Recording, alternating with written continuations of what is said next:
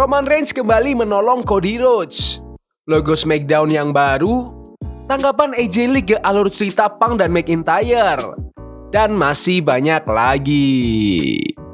Selamat datang di Extra News, di mana kita akan bahas berita-berita terkini tentang WWE. Sebelum kita lanjut, aku pengen kalian like dan share video ini ke teman-teman kalian yang suka WWE. Dan jangan lupa subscribe, soalnya channel ini upload video berita setiap hari. Logo SmackDown yang baru. Di SmackDown hari ini, WWE merayakan kembalinya SmackDown ke USA Network dengan acara spesial yang penuh bintang dan beberapa pembaruan menarik. Salah satu perubahan besar adalah debut tim song yang baru, Never Play dari Megan Thee Stallion, berkolaborasi dengan RM dari BTS. Selain lagu baru, WWE juga memperkenalkan logo baru SmackDown, bikin acara ini terasa lebih fresh. Menurut kalian, lebih suka SmackDown yang baru sekarang atau yang kemarin di Fox? Komen di bawah. Roman Reigns kembali menolong Cody Rhodes. Ada tim song baru dan ada logo baru di SmackDown hari ini. Tapi yang lebih bikin heboh lagi adalah kembalinya Roman Reigns. Di pertandingan pembuka, Cody Rhodes mempertahankan undisputed WWE Championship dalam Steel Cage match melawan Solo Sikoa. Setelah pertarungan yang sengit, Cody Rhodes berhasil menang dengan ngebanting Solo pakai Crossroads. Tapi belum sempat ngerayain, anggota The Bloodline, Jake Fatu, Tama Tonga, dan Tonga Loa datang nyerbu Cody. Hajar habis Cody Rhodes. Jake Fatu bahkan sampai siap-siap lompat dari atas kandang buat nyelesain serangan itu. Tapi tiba-tiba, musiknya Roman Reigns berkumandang, dan mantan juara Universal ini muncul. Roman masuk ke dalam Steel Cage itu dan langsung bertarung melawan para anggota The Bloodline. Meskipun sempat kewalahan, Cody akhirnya bantu Roman Reigns juga dan bersama-sama mereka berhasil mengusir The Bloodline. Setelah itu, Cody dan Roman saling tatap dengan tegang, kasih petunjuk kalau hubungan mereka ke depannya bakal seru buat ditunggu.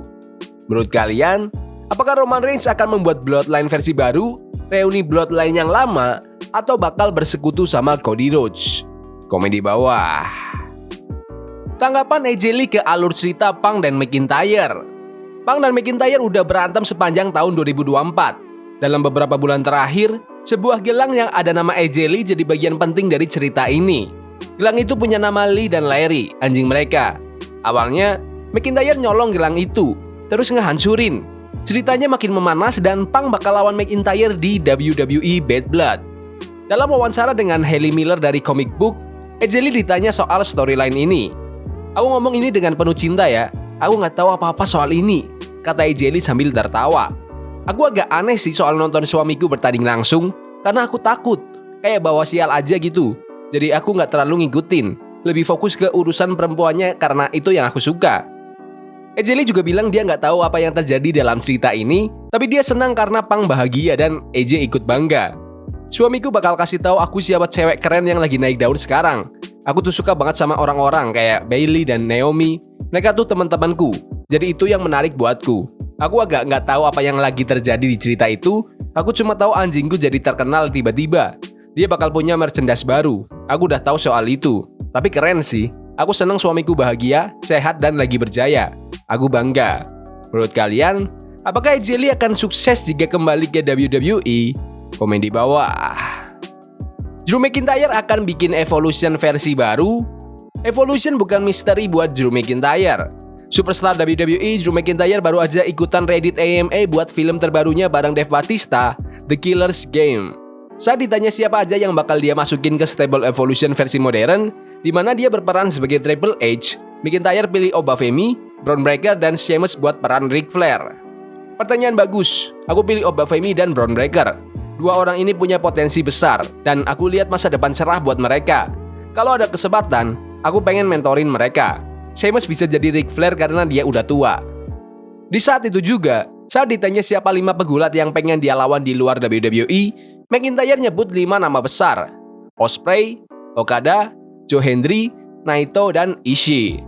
The Killer's Game yang dibintangi Dave Bautista dan Drew McIntyre tayang di bioskop tanggal 13 September. Menurut kalian, apakah Drew McIntyre harus wujudkan stable Evolution yang baru itu? Komen di bawah. Bautista nggak mau masuk Hall of Fame? Dave Bautista adalah salah satu pegulat yang paling sukses dari aktor. Dia udah jadi juara WWE World Heavyweight Champion sebanyak 6 kali. Waktu ngobrol sama Chris Van Vliet di podcast Inside, Dave Bautista ditanya apakah dia merasa udah berada di puncak dunia gulat. Enggak, aku rasa kalau aku lebih lama di sana mungkin iya.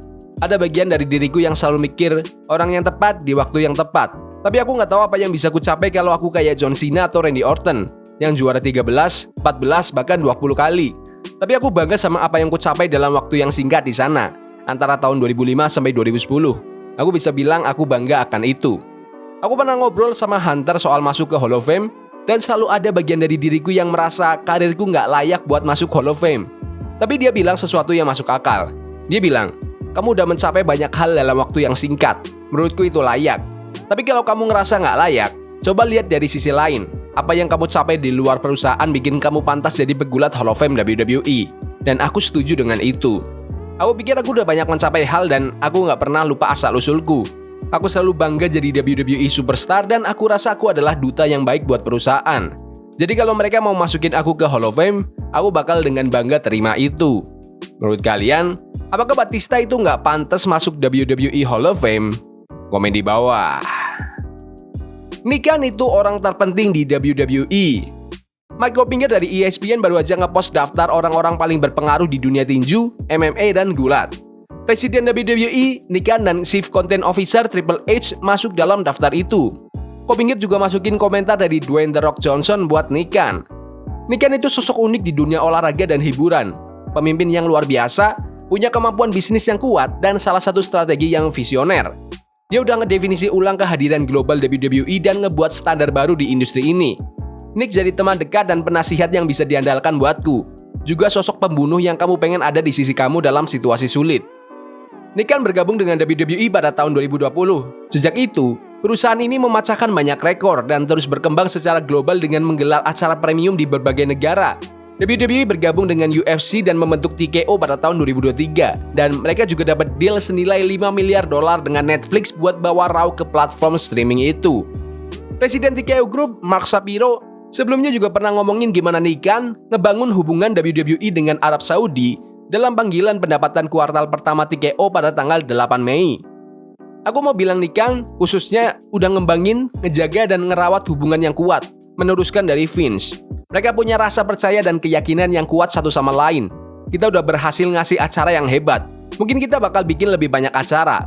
Tapi saat ini, gak ada rencana buat lebih dari 2 acara itu. Kita bakal terus ngeliat gimana ngefestivalin acara WWE lebih dari yang udah kita lakukan sekarang, kata Mark Shapiro. Menurut kalian, apakah jika WWE tidak nge-hire Nick Khan, WWE masih bisa sesukses sekarang? Komen di bawah. Bret Hart senang bertemu dengan Triple H. 2 kali WWE Hall of Famer, Bret Hart baru aja ngobrol bareng WWE Digital setelah dia tampil di Raw minggu ini dan ngomongin soal ketemuan sama Triple H, seseorang yang udah pernah dia lawan di ring bertahun-tahun lalu.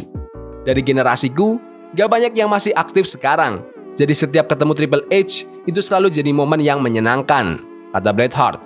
Walaupun gak banyak dari generasinya yang masih aktif di tahun 2024 ini, Bret Hart bilang dia kenal banyak bintang muda yang sekarang ada di puncak, kayak Sami Zayn dan Gunther. Aku udah kenal banyak pegulat muda yang sekarang ada di puncak karir mereka, termasuk Sami Zayn, dan dalam banyak hal, aku ngerasa kayak udah berjalan bareng mereka bertahun-tahun. Menurut kalian, siapa nih bintang era sekarang yang bakal cocok banget buat lawan Prime Bret Hart? Seth Rollins? Atau mungkin Solo Sikoa? Komen di bawah. Yaudah gitu aja video berita hari ini. Jangan lupa like dan subscribe ke channel ini karena aku pengen 6.000 subscriber di bulan ini. Tolong bantu. Yes boy, see you. We playing Cognito, forbidden fire on Nico, bunny for low weekend.